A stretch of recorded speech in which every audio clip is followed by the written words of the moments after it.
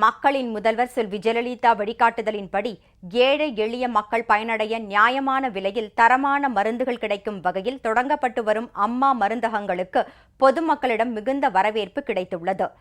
ஏழை எளிய மக்கள் பயன்பெறுவதற்காக நியாயமான விலையில் தரமான மருந்துகளை விற்பனை செய்திட கூட்டுறவுத்துறை மூலம் புதிதாக அம்மா மருந்தகங்கள் தொடங்குவதற்கு மக்களின் முதல்வர் செல்வி ஜெயலலிதா உத்தரவிட்டு கூட்டுறவுத்துறை சார்பில் காஞ்சிபுரம், கடலூர், ஈரோடு உள்ளிட்ட பல்வேறு மாவட்டங்களில் 10 அம்மா மருந்தகங்களை கடந்த ஜூன் மாதம் 26ஆம் தேதி திறந்து வைத்தார்.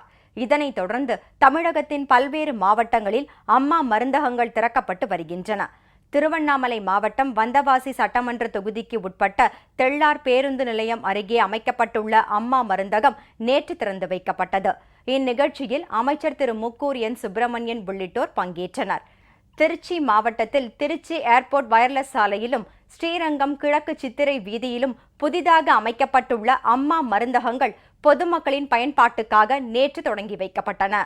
இந்நிகழ்ச்சிகளில் அரசு தலைமை கொறடா திரு ஆர் மனோகரன் உள்ளிட்டோர் கலந்து கொண்டனர்.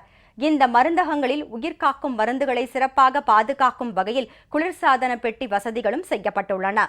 கூட்டுறவு சங்கங்களில் பணிபுரியும் கணினி பயிற்சி பெற்ற விற்பனையாளர்களோடு அவுட் சோர்சிங் எனப்படும் வெளிக்கொணர்வு முறை மூலம் மருந்தாளுநர்களும் பணியமர்த்தப்படுகின்றனர். நியாயமான விலையில் தரமான மருந்துகள் தள்ளுபடி விலையில் விற்பனை செய்யப்படுவதால் அம்மா மருந்தகங்கள் ஏழை எளிய மக்களிடையே மிகுந்த வரவேற்பை பெற்று வருகின்றன.